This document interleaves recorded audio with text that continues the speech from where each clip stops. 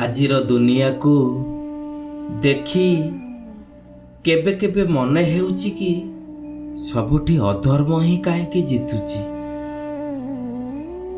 ଯେ ଛଳ କରୁଛି ସେ ଆଗକୁ ଆଗକୁ ବଢୁଛି, ଯେ ଅନ୍ୟାୟ କରୁଛି ସେ ପଦ ପ୍ରତିଷ୍ଠା ପାଉଛି, ଆଉ ଯେ ସତ୍ୟରେ ଅଡ଼ି ରହିଛି ସେ ବାରମ୍ବାର ବାଧାରେ ପଡୁଛି, ଧୋକା ପାଉଛି, କଷ୍ଟ ପାଉଛି। ତେବେ ପ୍ରଶ୍ନ ଉଠେ, ଧର୍ମ କେଉଁଠି ଅଛି? ସତ୍ୟର ଜୟ କେବେ ହେବ? କିନ୍ତୁ ଠିକ୍ ଏହି ସନ୍ଦେହର ମୁହୂର୍ତ୍ତରେ ଶ୍ରୀ ଶ୍ରୀ ଠାକୁରଙ୍କର ଏକ ଅମୂଲ୍ୟ ବାଣୀ ଆମକୁ ଧ୍ରୁବତାର ସଦୃଶ ଆଶ୍ୱାସନା ଦେଉଛି। ବିଧି କେତେବେଳେ ବି ଓଲଟା ଯାଏ ନାହିଁ। ଧୃତି ମୁଖର ଚଳନ ନେଇ କୃତି ହେବା ହିଁ ଧର୍ମ କରିବା, ସ୍ୱାର୍ଥ ଲୋଲୁପ ଅଳସତା ନୁହେଁଟି କିନ୍ତୁ ଧର୍ମ କରିବା। ଆଜିର ଏହି ଭିଡ଼ିଓରେ ଆମେ ବୁଝିବା କାହିଁକି ଅଧର୍ମର ଚମକ କେବଳ ଆତସବାଜି, ଆଉ କାହିଁକି ଧର୍ମର ଜୟ ହେଉଛି ସୃଷ୍ଟିର ଅଟଳ ସତ୍ୟ। ଆସନ୍ତୁ ମୋର ଗୁରୁଙ୍କୁ ସ୍ମରଣ କରି ଠାକୁରଙ୍କ ଭାବଭକ୍ତିର ଆଲୋକରେ ଧର୍ମର ସ୍ଥାୟୀ ଜୟର ଗୁପ୍ତ ତତ୍ତ୍ୱକୁ ଅନୁଭବ କରିବା। ପରମ ପ୍ରେମମୟ ଶ୍ରୀ ଶ୍ରୀ ଠାକୁର ମୋର୍, ପରମାରାଧ୍ୟା ଜଗଜ୍ଜନନୀ ଶ୍ରୀ ଶ୍ରୀ ବଡ଼ମା ମୋର୍, ପରମ ପୂଜ୍ୟପାଦ ଶ୍ରୀ ଶ୍ରୀ ବଡ଼ଦା ମୋର୍, ପୂଜ୍ୟପାଦ ଆଚାର୍ଯ୍ୟ ଦେବ ମୋର୍ ସଭିଙ୍କର ଆତୁଳ ଶ୍ରୀଚରଣରେ କୋଟି କୋଟି ଅନନ୍ତ କୋଟି ପ୍ରଣାମ ନିବେଦନ କରେ। ଓ ମୋର ଏହି ଭିଡ଼ିଓ ଦେଖୁଥିବା ସମସ୍ତ ଇଷ୍ଟପ୍ରାଣ ଗୁରୁଭ୍ରାତା ଭକ୍ତିମୟୀ ମା ମାନଙ୍କୁ ମୋର ଅନ୍ତରରୁ ଶ୍ରଦ୍ଧା ପ୍ରୀତି ଆନନ୍ଦିତ ଜୟଗୁରୁ ଭଲ ପାଇବା ଓ ପ୍ରଣାମ ନିବେଦନ କରେ। ବନ୍ଧୁଗଣ, ସବୁଦିନେ ଏମିତି ଆତ୍ମିକ କଥା ଶୁଣିବା ପାଇଁ ଆମର ଏହି ଛୋଟ ପ୍ରୟାସ ଜୟଗୁରୁ ପ୍ରାର୍ଥନା ଚ୍ୟାନେଲକୁ ସବସ୍କ୍ରାଇବ୍ କରି ରଖନ୍ତୁ। ଭଲ ଲାଗିଲେ ନିଜ ପ୍ରିୟଜନଙ୍କ ସହିତ ନିଶ୍ଚୟ ସେୟାର କରନ୍ତୁ। ଶ୍ରୀ ଶ୍ରୀ ଠାକୁରଙ୍କ ଭାବଭକ୍ତିର ଆଲୋକରେ ଆଜିର ଯୁଗକୁ ଆମେ ଯେତେ ପାଖରୁ ଦେଖୁଛୁ, ସବୁ କ୍ଷେତ୍ରରେ ମନେ ହେଉଛି ଅଧର୍ମର ହିଁ ଜୟ ହେଉଛି। ଅନ୍ୟାୟ, ଛଳ, କପଟ, କୌଶଳ, ଦୁର୍ନୀତି, ଅନ୍ୟକୁ ଦବେଇ ଆଗକୁ ବଢ଼ିବା, ଏହା ମାନେ ଯେପରି ଆମ ଦୈନନ୍ଦିନ ଚିତ୍ରର ଅଂଶ ପାଲଟି ଯାଇଛି। ଧର୍ମ, ସତ୍ୟ, ନିଷ୍ଠା, ସେବା, ପର ଉପକାର ଯେମିତି ମନେ ହୁଏ ସବୁ ଦୁର୍ବଳ ମାନଙ୍କର ହିଁ ଗୁଣ। ଏହି ପରିସ୍ଥିତିରେ ମନଟା ଭାଙ୍ଗି ଯାଉଛି, ଭକ୍ତ ଭ୍ରମିତ ହୋଇଯାଉଛି। କ'ଣ ସତ୍ୟର ଜୟ ହେବ କି ଅଧର୍ମ ସବୁ କିଛି ଦବେଇ ଦେବ? ଏହି ଦୁଃସନ୍ଦେହ ମଧ୍ୟରେ ଶ୍ରୀ ଶ୍ରୀ ଠାକୁରଙ୍କ ଭାବବାଣୀ ଆମ ପାଇଁ ଧ୍ରୁବତାର ସଦୃଶ। ଶ୍ରୀ ଶ୍ରୀ ଠାକୁର କହୁଛନ୍ତି, ବିଧି କେତେବେଳେ ବି ଓଲଟା ଯାଏ ନାହିଁ। ଏହି ଗୋଟିଏ ବାକ୍ୟରେ ଲୁଚି ରହିଛି ସମଗ୍ର ମନର ଆଶ୍ୱାସନା। ବିଧି ମାନେ ହେଉଛି ସେହି ନିୟମ, ତାଙ୍କରି ସୃଷ୍ଟିର ଅଟଳ ସତ୍ୟ, ଯାହା କେବେ ମଧ୍ୟ ବଦଳି ଯାଏ ନାହିଁ। ଯେପରି ସୂର୍ଯ୍ୟ ପୂର୍ବରୁ ଉଦୟ ହୁଏ, ପଶ୍ଚିମେ ରାତି ଯାଏ, ପରେ ପୁଣି ଦିନ ଆସେ, ଠିକ୍ ସେମିତି ଧର୍ମର ପରେ ଅଧର୍ମର ଦୀର୍ଘସ୍ଥାୟୀ ଜୟ କେବେ ହୁଏ ନାହିଁ। ସାମୟିକ ଉତ୍ଥାନ ପତନ ଥାଏ ଅବଶ୍ୟ, କିନ୍ତୁ ସ୍ଥାୟୀ ଜୟ ସଦା ହିଁ ଧର୍ମର। ସେଇ 10ଟି ନୀତି କଥା ପରମ ପିତାଙ୍କର ଆମେ ଶୁଣି ରଖିବା, ପ୍ରତ୍ୟେକଟି ହୃଦୟରେ ଧାରଣ କରିବା। ଦେଖିବା ଏମିତି ଚଳିଲେ ଧର୍ମର ବଳ କେତେ ହାବି ହୋଇପାରେ ଆମ ଉପରେ, ଅଧର୍ମ କେମିତି ଜୟ କରିପାରିବ। ପ୍ରଥମେ ହେଉଛି ଜାଣି ରଖିବା ଉଚିତ ଯେ ସାମୟିକ ଉତ୍ଥାନ ପତନ ହେଉଛି ଭ୍ରମର ମୂଳ। ଆମେ ସାମୟିକ ଚିତ୍ରକୁ ଦେଖି ଭ୍ରମିତ ହେଉ। କେହି ଛଳେ ବଳେ କୌଶଳେ ଅଗ୍ରସର ହେଉଛନ୍ତି, ଧନ ପଦ ମାନ ପ୍ରତିଷ୍ଠା ପାଉଛନ୍ତି ସତ। ଆମେ ଭାବୁ ଦେଖ ଦେଖ ଦେଖ ଅଧର୍ମରେ ରହି ହିଁ ତାର କେତେ ସଫଳତା, କେତେ ଧନ ସମ୍ପତ୍ତି, କୋଠା ବାଡ଼ି, ମାନ ସମ୍ମାନ ସବୁ ବଢ଼ି ଚାଲିଛି, ଏଇ ତ ତାର ସଫଳତା। କିନ୍ତୁ ନା ବନ୍ଧୁଗଣ, ଠାକୁର କହୁଛନ୍ତି ଯେଉଁମାନେ ଛଳେ ବଳେ କୌଶଳେ ସାମୟିକ ବଡ଼ ହୁଅନ୍ତି ସେମାନେ ଦେଖୁ ଦେଖୁ ଆତସବାଜି ଭଳି ନିଶେଷ ହୋଇଯାଆନ୍ତି। କଥାରେ ନାହିଁ ଅଧର୍ମର ଧନ ବଢ଼େ ବହୁତ, ଗଲାବେଳେ ଯାଏ ମୂଳ ସହିତ। ସେଇ ଆତସବାଜି ଦେଖିବାକୁ ଆକର୍ଷଣୀୟ ଲାଗେ, କିନ୍ତୁ ଏକ ମୁହୂର୍ତ୍ତରେ ନିର୍ବାପିତ। ତାହାର ଜ୍ୱାଳାରେ ନଥାଏ ଦୀର୍ଘକାଳୀନ ଆଲୋକ, ନଥାଏ ତାପର ସ୍ଥାୟୀ ଶକ୍ତି। ଅଧର୍ମର ଜୟ ସେହିପରି ଆଜ୍ଞା। ଚମକ ଅଛି କିନ୍ତୁ ଆଧାର ନାହିଁ, ଧନ ଅଛି କିନ୍ତୁ ସ୍ଥାୟୀ ନୁହେଁ, ଖୁସି ଅଛି କିନ୍ତୁ କ୍ଷଣିକ ପାଇଁ, ଆଚାର ବ୍ୟବହାର ନିଜର ସ୍ୱାର୍ଥ ପାଇଁ। ଯାହାର ଭିତ୍ତି ଆଦୌ ନାହିଁ ସେ କେବେ ଦୀର୍ଘ ସମୟ ଦଣ୍ଡାୟମାନ ରହିପାରେ ନାହିଁ। ଦ୍ୱିତୀୟ ହେଉଛି କର୍ମଫଳର ସେଇ ଅଟଳ ବିଧି। ଶ୍ରୀ ଠାକୁର ସ୍ପଷ୍ଟ କରି କହିଛନ୍ତି କର୍ମଫଳ କାହାରିକୁ ରିହାଇ ଦିଏ ନା। ଏହା ହେଉଛି ସୃଷ୍ଟିର ନିଷ୍ପକ୍ଷ ନ୍ୟାୟ। ଯେପରି ମାଟିରେ ବୀଜ ବୁଣିଲେ ସେଇ ଫଳ ମିଳେ, ଠିକ୍ ସେହିପରି କର୍ମର ଫଳ ଅବଶ୍ୟମ୍ଭାବୀ। ଆମେ ଦେଖୁଛୁ କେହି ଅନ୍ୟାୟ କରି ବି ଭଲ ଅଛନ୍ତି, ବେଶ ଖୁସି ଆନନ୍ଦରେ ଅଛନ୍ତି, କିନ୍ତୁ ସେ କେବଳ ସମୟର ଖେଳ ଆଜ୍ଞା। କର୍ମର ଫଳ ଡେରି କରିପାରେ ଅବଶ୍ୟ, କିନ୍ତୁ ଦାତାକୁ ଭୁଲେ ନାହିଁ କି ଫେରିଯାଏ ନାହିଁ। ଏହି ଭାବନା ଭକ୍ତମାନଙ୍କୁ ଧୈର୍ଯ୍ୟ, ସାହସ, ଶକ୍ତି ଦିଏ। ଯଦି ଆମେ ଧର୍ମପଥରେ ଚାଲୁଛୁ ଓ ସାମୟିକ ଦୁଃଖ ଆସୁଛି, ଧୋକା ପ୍ରତାରଣା ପାଉଛୁ, ତେବେ ଭୟ କର ନାହିଁ ବନ୍ଧୁଗଣ। ଭୟ କାହିଁକି କରିବେ? ଧର୍ମରେ ଚାଲିବାର କଷ୍ଟ ହୋଇପାରେ ଅବଶ୍ୟ, କିନ୍ତୁ ତାର ଫଳ ତ ନିଶ୍ଚିନ୍ତ ଭଲ ପାଇବେ। ଆମର କର୍ମ ଆମକୁ ଗଢ଼ି ତୋଳେ। ବିଶ୍ୱାସ ରଖ, ଧର୍ମର କର୍ମ ଆମକୁ ଉନ୍ନତିର ଶିଖରକୁ ନେଇଯାଉଛି। ଧର୍ମ ପରିପାଳନରେ ନା ଅଛି ପ୍ରବୁଦ୍ଧି, ନା ଅଛି ନିବୃତ୍ତି, ଅଛି ସ୍ୱାତ୍ବିକ ଶୁଭପ୍ରସୂ ଅନୁପୋଷଣା। ଇଷ୍ଟାନୁଗ ଅନୁନୟନରେ ତା ଯେଉଁ କ୍ଷେତ୍ରରେ ଯେପରି ପ୍ରୟୋଜନ, ଠିକ୍ ସେହିପରି ଧର୍ମ ଚିରଦିନ ହିଁ ଇଷ୍ଟିତପା। ବନ୍ଧୁଗଣ, ତୃତୀୟରେ ଜାଣିବା ସଭିଙ୍କ ଭଲ ବିନା ନିଜର ଭଲ ହୁଏ ନାହିଁ। ଶ୍ରୀ ଠାକୁର କହୁଛନ୍ତି ସଭିଙ୍କର ଭଲ ନ କରିଲେ ନିଜର ଭଲ ହୁଏ ନାହିଁ।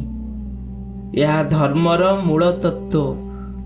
ଧର୍ମ କେବଳ ନିଜସ୍ୱ ଆଚାର ଅନୁଷ୍ଠାନ ନୁହେଁ, ଏହା ସମଗ୍ର ପରିବେଶକୁ ନେଇ। ଯଦି ମୁଁ ନିଜ ପାଇଁ ଅନ୍ୟକୁ ଦବେଇ ରଖିବି, ତାର ଅନିଷ୍ଟ ଚିନ୍ତା କରିବି, ତାକୁ ଖାଲରେ ପକେଇବି, ତେବେ ସେଇ ଅନ୍ୟାୟର ଅନୁସରଣ ଆସି ମୋତେ ଆଘାତ କରିବ ହିଁ ଦିନେ। ଆମେ ସମସ୍ତେ ପରସ୍ପର ପ୍ରତି ନିର୍ଭରଶୀଳ। ପରିବେଶ, ସମାଜ, ପରିବାର ଇଏ ସମସ୍ତ ଆମର ଅଂଶ ବିଶେଷ। ମୁଁ ଯଦି ପରିବେଶକୁ ବିଚ୍ଛିନ୍ନ କରି ଦେଉଛି, ତେବେ ମୋର ନିଜ ଅସ୍ତିତ୍ୱକୁ ଦୁର୍ବଳ କରୁଛି। ଧର୍ମ ମାନେ ଏମିତି କରିବା, କହିବା, ଭାବିବା ଯାହାଦ୍ୱାରା ପରିବେଶ ସମେତ ସମସ୍ତେ ଆମେ ବେଶ ଖୁସି ଆନନ୍ଦରେ ବଞ୍ଚିପାରୁ, ବଢ଼ିପାରୁ। ଧର୍ମ ମାନେ ହିଁ ତ ତା ହିଁ ଜୀବନକୁ ଉପଭୋଗ କରିବା। ଧୃତି ନିୟମ ନାରେ ଲୀଳାନନ୍ଦରେ ବିକ୍ଷେପୀ ଓ ଦୁଃଖଦ ଯାହା କିଛି ସେମାନଙ୍କର ଶୁଭ ବିନାୟନାରେ ବା ସୁନିରୋଧରେ। ହଁ ବନ୍ଧୁଗଣ, ଚତୁର୍ଥରେ ହେଉଛି ଅଭିଭୂତି ଓ ବ୍ୟର୍ଥତା। ଶ୍ରୀ ଠାକୁର କହୁଛନ୍ତି, ଯାହାର ପଛରେ ବିଧିର ସମର୍ଥନ ନାହିଁ ସେ ପ୍ରକୃତି ବିରୋଧୀ। ସେଥିରେ ଅନ୍ଧ ଭାବେ ଛୁଟିବା ହେଉଛି ବ୍ୟର୍ଥତାର ସାଧନା। ଅଭିଭୂତି ମାନେ ଅନ୍ଧ ଆସକ୍ତି। ଯେଉଁଠି ବିବେକ ନାହିଁ, ଧର୍ମବୁଦ୍ଧି ନାହିଁ, ସେଇଠି ଅନ୍ଧକାରଚ୍ଛନ୍ନ। ଆମେ ଦେଖୁଛୁ ଲୋକେ ଧନ, ପଦ, ପ୍ରଭାବ, ମାନ, ସମ୍ମାନ ପାଇଁ ଏମିତି ଅନ୍ଧ ହୋଇଯାଇଛନ୍ତି ଯେ ଧର୍ମ ଅଧର୍ମର ଭେଦ ଭୁଲି ଯାଇଛନ୍ତି। ଏହି ଅଭିଭୂତି ହିଁ ମାନବକୁ ଅକାର୍ଯ୍ୟରେ ଲିପ୍ତ କରେ। ଯେତେବେଳେ ମନରେ ନିଷ୍ଠା ଓ ବିଧିମାନ୍ୟତା ନାହିଁ, ସେତେବେଳେ ସଫଳତା ମଧ୍ୟ ଅଶାନ୍ତିର କାରଣ ହୁଏ। ଧର୍ମର ସଠିକ ଅର୍ଥ ହେଉଛି ଠାକୁରଙ୍କ ଭାବରେ ଧର୍ମ ମାନେ କେବଳ ପୂଜାପାଠ ନୁହେଁ ବନ୍ଧୁଗଣ। ଧର୍ମ ମାନେ ଜୀବନର ଶୁଭ ଚଳନ। ଧର୍ମ ମାନେ ସତ୍ୟ ଚରଣ। ଧର୍ମ ମାନେ ସେବା ଭାବ। ଧର୍ମ ମାନେ ପରିବେଶ ସହ ସମନ୍ୱୟ ରକ୍ଷା କରିବା। ସଭିଙ୍କ ମଙ୍ଗଳ କାମନା କରି ଚାଲିବା। ଧର୍ମ ହେଉଛି ଜୀବନକୁ ଧାରଣ କରିବାର ସେହି ଶକ୍ତି ଯାହା ଜୀବନକୁ ବଞ୍ଚାଏ, ବଢ଼ାଏ, ସମୃଦ୍ଧ କରେ। ସେ ହିଁ ଧର୍ମ। ଯାହା ଭାଙ୍ଗେ, ଯାହା ଦବେଇ ରଖେ, ଯାହା ବିଶୀର୍ଣ୍ଣ କରି ତୋଳେ, ସେଇ ହେଉଛି ଅଧର୍ମ। ଧର୍ମ ମାନେ ସମସ୍ତେ ବଞ୍ଚି ରୁହନ୍ତୁ, ମୁଁ ବି ବଞ୍ଚି ରୁହେ। ପରିବେଶ ସମସ୍ତଙ୍କର ହିଁ ପ୍ରୟୋଜନରେ। ଧର୍ମ ମାନେ ଧୃତି ବର୍ଦ୍ଧନା। ଆଉ ସେଇ ଆଚରଣ ହିଁ ଧର୍ମର ପୂଜା, ସତ୍ୟର ପୂଜା, ମାନେ ଅସ୍ତିତ୍ୱର ପୂଜା। ଧର୍ମେ ଚର୍ଚ୍ଚା କରି ଚାଲିଲେ ବଢ଼ିବ ଧୃତି କର୍ମେ କର୍ମେ। କୁକର୍ମର ବି ହେବ ନିରସନ, ସେଇଭଳି ହିଁ ଯଥା ନିୟମେ। ଧର୍ମଚର୍ଯ୍ୟା କରି ଚାଲିଲେ ବଢ଼ିବ ଧୃତି କ୍ରମେ କ୍ରମେ। କୁକର୍ମର ବି ହେବ ନିରସନ, ସେଇଭଳି ହିଁ ଯଥା ନିୟମେ। ଛଅରେ ଜାଣିବା ନିଷ୍ଠାର ଶକ୍ତି।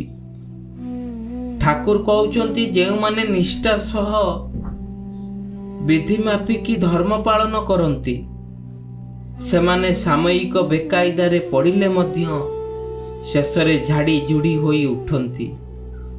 ଏହା ଭକ୍ତଙ୍କ ପାଇଁ ବଡ଼ ଆଶ୍ୱାସନା। ଜୀବନରେ ଦୁଃଖ, ବିପଦ, ଆପଦ, ବାଧା ଆସିବ ତ ନିଶ୍ଚୟ, କିନ୍ତୁ ନିଷ୍ଠା ଥିଲେ ମନୁଷ୍ୟ ଭାଙ୍ଗି ପଡ଼େ ନାହିଁ। ଯେପରି ଗଛ ଝଡ଼ ବତାସରେ ନଇଁ ପଡ଼େ, କିନ୍ତୁ ମୂଳ ଦୃଢ଼ ଥିଲେ ପୁନଃ ସିଧା ହୋଇଯାଏ।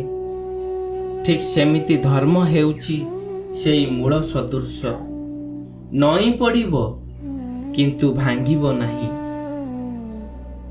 ହଁ ବନ୍ଧୁଗଣ, 7ରେ ଜାଣିବା ବୁଝିବା ଓ ଚଳିବାର ମଧ୍ୟରେ ମାର୍ଜିନତା।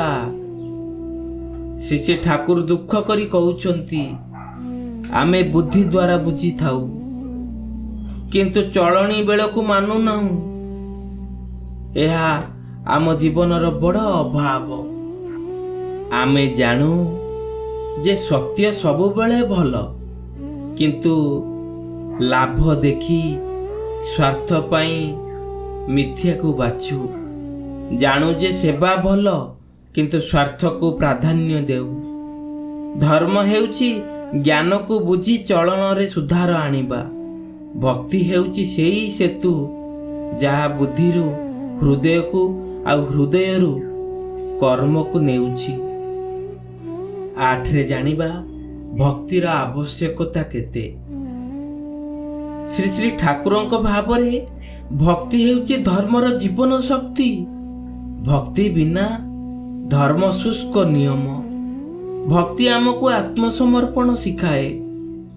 ଯେତେବେଳେ ଆମେ ଇଷ୍ଟଙ୍କୁ ଧ୍ୟାନରେ ରଖି ଚାଲୁଥାଉ, ତେବେ ଆମର କାର୍ଯ୍ୟ ଶୁଭ ହୋଇଥାଏ।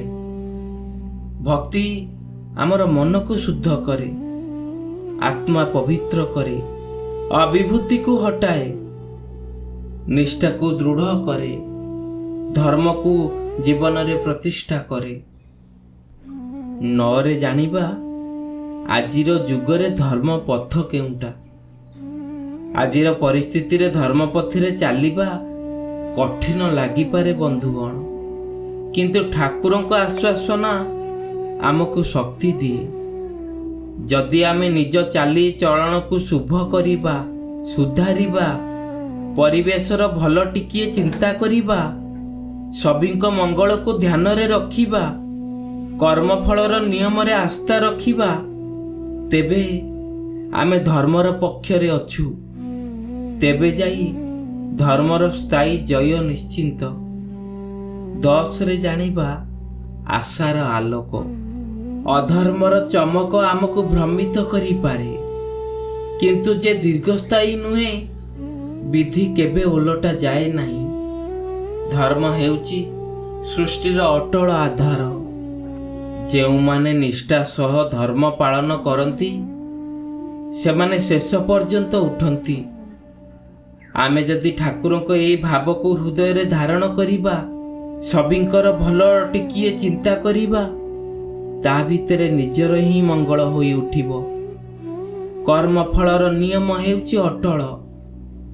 ଆମେ ଯଦି ଟିକିଏ କାହା ପାଇଁ ଭଲ ଚିନ୍ତା କରିଥିବା, ଅନେକ ଗୁଣରେ ଆମ ପାଇଁ ସିଏ ମଙ୍ଗଳର ବିଧାନ ହୋଇ ଠିଆ ହେବ। ଯେତେବେଳେ ଆମେ ଭାଙ୍ଗି ପଡ଼ୁଥିବା, ସେତେବେଳେ କେହି ନା କେହି ଆମକୁ ଆସି ଅନେକ ଧୈର୍ଯ୍ୟ ସାହସର ବଳ ନେଇ ଆମ ପାଖେ ଠିଆ ହେବ। ଏହା ମିଛ ନୁହେଁ ବନ୍ଧୁଗଣ, ଏହା ଅନୁଭୂତିର କଥା। ଏହି ଅଭିଭୂତି ହେଉଛି ବ୍ୟର୍ଥତାର ମୂଳ। ଧର୍ମ ହେଉଛି ବଞ୍ଚିବା, ବଢ଼ିବାର ପଥ। ଈଶ୍ୱରଙ୍କର ହିଁ ଦୁନ୍ଦୁଭି ସେହି ଧାରଣ ପାଳନ ପୋଷଣ ଶ୍ରୋତା। ବଞ୍ଚି ରହି ବୃଦ୍ଧି ପାଇବାରେ ହେଉଛି ଯେ ତାର ସାର୍ଥକତା। ତେବେ ଆମର ଜୀବନ ନିଶ୍ଚୟ ଶୁଭ ହେବ। ଅଧର୍ମର ଚମକ ଦେଖି ବିଚଳିତ ହେବାର ନୁହେଁ ବନ୍ଧୁଗଣ। ଧର୍ମରେ ଦୃଢ଼ ହୋଇ ଠିଆ ହେବା, ଭକ୍ତିରେ ନିଷ୍ଠାବାନ ହେବା, ଏହି ହେଉଛି ଠାକୁରଙ୍କ ଭାବବାଣୀର ସାରାଂଶ। ଶେଷରେ ଗୋଟିଏ ପ୍ରାର୍ଥନା କରିବେ ଆପଣ ସମସ୍ତଙ୍କ ପାଖରେ। କୁହନ୍ତୁ, ହେ ଠାକୁର, ଆମକୁ ଧର୍ମର ମୂଳତତ୍ତ୍ୱ ବୁଝାଇବାରେ ସହାୟ କର। ବୁଦ୍ଧିରେ ଯାହା ବୁଝୁଛୁ, ଚଳଣରେ ତାହା ପାଳନ କରିବାର ଶକ୍ତି ଦିଅ। ସଭିଙ୍କ ମଙ୍ଗଳରେ ଆମର ମଙ୍ଗଳ ଦେଖିବାର ଦୃଷ୍ଟି ଶକ୍ତି ଦିଅ। ଅଭିଭୂତିରୁ ରକ୍ଷା କର, ଧର୍ମ ପଥରେ ଦୃଢ଼ କର। ଏହି ଆଶା ଓ ଭକ୍ତି ସହିତ ଧର୍ମର ସ୍ଥାୟୀ ଜୟ ହେଉ। ହଁ ବନ୍ଧୁଗଣ, ଆଜିର ଏହି ସୁନ୍ଦର ଶିକ୍ଷଣୀୟ ବିଷୟବସ୍ତୁଟି ଆପଣମାନଙ୍କୁ ଭଲ ଲାଗିଥିଲେ ଏହି ଭିଡ଼ିଓଟିକୁ ଲାଇକ୍ଟିଏ ପ୍ରଥମେ କରନ୍ତୁ। ଜୟଗୁରୁ ଲେଖି କମେଣ୍ଟ ସେକ୍ସନରେ ଜଣାନ୍ତୁ। ଏପର୍ଯ୍ୟନ୍ତ ଯଦି ଜୟଗୁରୁ ପ୍ରାର୍ଥନା ଚ୍ୟାନେଲକୁ ସବସ୍କ୍ରାଇବ୍ କରିନାହାନ୍ତି, ତାହେଲେ ଶୀଘ୍ର ସବସ୍କ୍ରାଇବ୍ କରିଦିଅନ୍ତୁ ଓ ପାଖରେ ଥିବା ବେଲ୍ ନୋଟିଫିକେସନର ଅଲ୍କୁ ପ୍ରେସ୍ କରିଦିଅନ୍ତୁ, ତାକି ସବୁଦିନେ ଠିକ୍ ଏହି ସମୟରେ ଆମର ନୂଆ ବିଷୟବସ୍ତୁଟିଏ ନେଇ ଆସିବୁ। ସେ ପର୍ଯ୍ୟନ୍ତ ଜୟଗୁରୁ, ବନ୍ଦେ ପୁରୁଷୋତ୍ତମ।